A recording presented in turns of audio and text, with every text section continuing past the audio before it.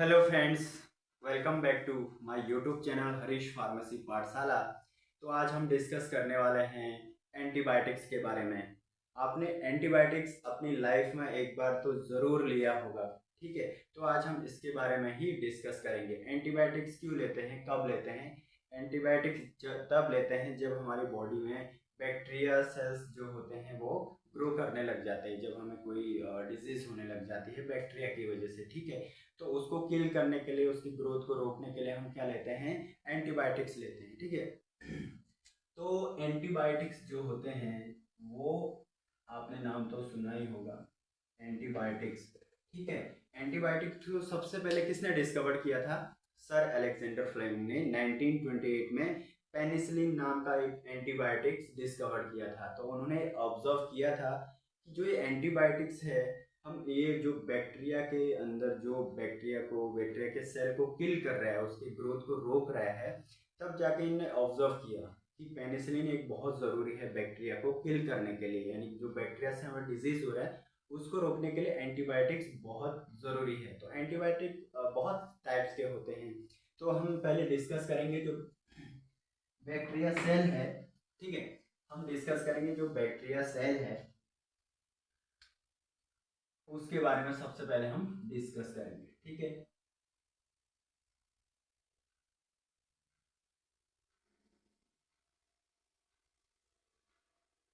देखिए ये जो स्ट्रक्चर देख रहे हैं आप, वो किस चीज का है? बैक्टीरिया सेल, ठीक है। बैक्टीरिया की भी क्या होती है? सेल होती है, ठीक है। जो ये आउटर लाइन देख रहे हैं आप, वो क्या है? बैक्टीरिया की सेल वॉल, ठीक है। इसकी कोशिका भित्ति, ठीक है।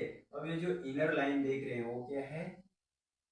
सेल वॉल मेम्ब्रेन, ठीक है। तो जो आउटर लाइन है वो क्या है? सेल वॉल है। जो इनर लाइन है वो सेल वॉल मेम्ब्रेन है, ठीक है। तो आइए हम इसके अंदर जो सब्सटेंसेस होते हैं जो बैक्टीरिया को ग्रोथ वगैरह में हेल्प करते हैं, तो वो उसके अंदर क्या क्या चीज़ें होती है, तो हम इसके अंदर डिस्कस करेंगे। ये सब इस लेक्चर में हम पूरा पढ़ लेंगे। तो ये क्या है? पेरेंट डीएनए है, ठीक है। ये क्या है? पेरेंट डीएनए है। पेरेंट डीएनए सेल डिवीजन के बाद क्या बनाता है? मल्टीपल डीएनए बनाते हैं बैक्टीरियाज का, ठीक है। इसको यानी कि पेरेंट डीएनए से जो मल्टीपल डीएनए बोल रहे हैं, तो उसको हम डॉटर डीएनए भी कह सकते हैं, यानी मल्टीपल डीएनए। मल्टीपल डीएनए बन रहा है, ठीक है। ये किसके थ्रू बन रहा है? रेप्लिकेशन एक प्रोसेस होती है, उसके थ्रू बनता है, रेप्लिकेशन, ठीक है। रेप्लिकेशन के थ्रू बन रहा है, ठीक है। अब ये जो पेरेंट डीएनए है, अभी जो पेरेंट डीएनए है उससे क्या बोलते हैं? मल्टीपल डीएनए बनते हैं। वो किसके थ्रू बनते हैं? रेप्लिकेशन। रेप्लिकेशन किससे कहेंगे, ये भी आपके एग्जाम में आ सकता है। रेप्लिकेशन प्रोसेस क्या है? यानी कि पेरेंट डीएनए से मल्टीपल डीएनए की जो प्रोसेस होती है वो उसको क्या कहते हैं? रेप्लिकेशन कहते हैं, ठीक है। अब ये जो पेरेंट डीएनए से है, आगे बात करते हैं। पेरेंट डीएनए से क्या बनता है? एक सिंगल स्ट्रैंडेड एमआरएनए बनता है, ठीक है। एमआरएनए क्यों कहते हैं इसको? इसका पूरा नाम क्या होता है? मैसेंजर आरएनए, यानी कि इसके अंदर बहुत सारे मैसेजेस कोड्स होते हैं, ठीक है। तो ये जो सिंगल स्ट्रैंडेड आरएनए है वो ट्रांसक्रिप्शन के थ्रू बनता है। किसके थ्रू? ट्रांसक्रिप्शन। हम ये जो बैक्टीरिया सेल्स है उसको हम इजीली तरह से समझ रहे हैं इसमें, ठीक है। तो पेरेंट डीएनए से जो ट्रांसक्रिप्शन के थ्रू क्या बन रहा है? एमआरएनए बनता है। यानी कि जो एमआरएनए बनने की जो प्रोसेस है पेरेंट डीएनए से, उसको क्या कहेंगे? ट्रांसक्रिप्शन कहेंगे, ठीक है। अब ट्रांसक्रिप्शन के थ्रू क्या बनता है? Protein synthesis. बैक्टीरिया का प्रोटीन सिंथेसिस, ठीक है। वो किसके थ्रू बनता है? ट्रांसलेशन। तो ये आपको क्लियर करना है, रेप्लिकेशन क्या है, ट्रांसक्रिप्शन क्या है और ट्रांसलेशन क्या है। ट्रांसलेशन क्या होता है? एमआरएनए से जो प्रोटीन सिंथेसिस बनने की जो प्रोसेस है उसको क्या कहेंगे? ट्रांसलेशन कहते हैं, ठीक है। अब उसके बाद इसके अंदर एंजाइम्स भी होते हैं जो अपना साइट ऑफ एक्शन शो करते हैं, ठीक है। इसके अंदर ये क्या है? एंजाइम्स हैं। और इसके अंदर मेटाबॉलिक भी होते हैं, ठीक है, जो ये स्ट्रक्चर है वो किसका है, बैक्टीरिया सेल का है। तो हम अलग अलग तरह के एंटीबायोटिक्स लेते हैं, तो वो किस साइट ऑफ एक्शन पे काम करते हैं वो इसी सेल के द्वारा हम समझ सकते हैं। तो अब क्या है, साइट ऑफ एक्शन हम पढ़ेंगे, site of action of cell wall synthesis.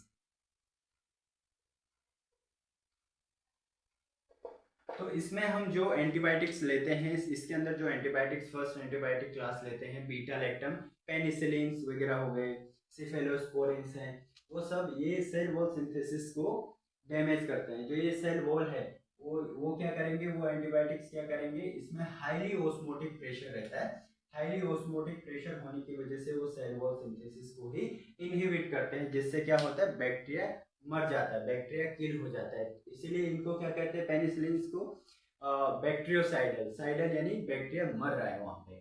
ठीक है, उसके बाद हम बात करते हैं प्रोटीन सिंथेसिस, इनहिबिशन ऑफ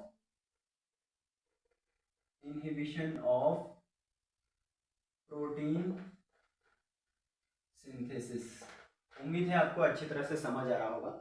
जो प्रोटीन सिंथेसिस है उसमें कौन से एंटीबायोटिक्स आते हैं, टेट्रासाइक्लिन आते हैं, लिनेजोलिड आते हैं। ये एंटीबायोटिक्स, आप मेडिकल स्टूडेंट हैं तो आपने सुना होगा, आप एक हॉस्पिटल या मेडिकल स्टोर में काम करते हैं, वो भी आपने मेडिसिन के नाम सुने होंगे।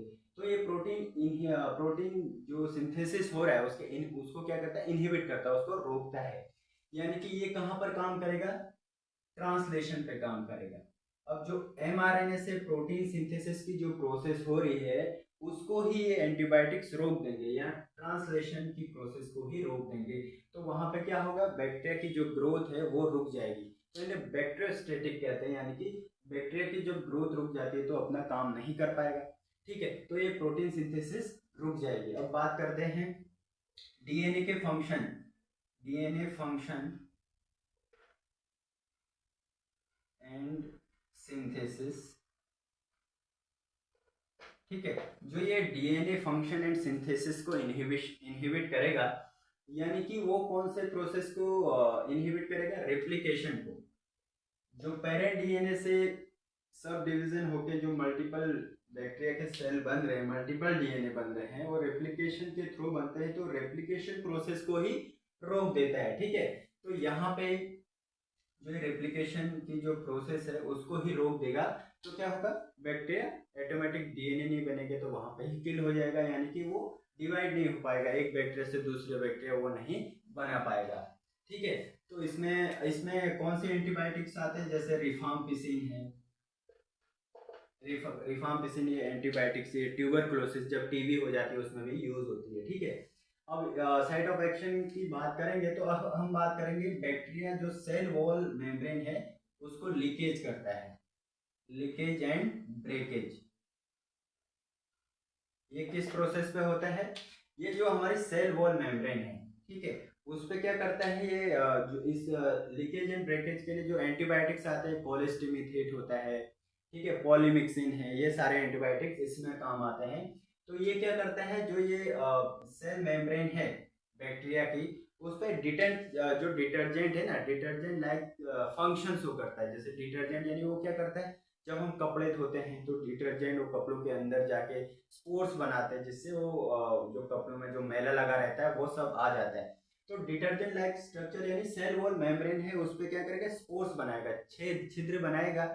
तो जो उसकी मेम्ब्रेन है, जो उसकी झिल्ली है, परमेबिलिटी चेंज हो जाएगी। ठीक है, तो ऑटोमेटिक ब्रेकेज हो जाएगा, छेद हो जाएगा, तो बैक्टीरिया के अंदर छेद हो जाएंगे, तो क्या हो गया, लीकेज हो जाएगा, जहां पर बैक्टीरिया किल हो जाएगा, यानी बैक्टीरिया वहीं पे मर जाएगा और ग्रो नहीं कर पाएगा, तो आपकी जो डिजीज है वो ऑटोमेटिकली गायब हो जाएगी। समझे? तो अब हम बात करेंगे इसके मेटाबॉलिज्म पे।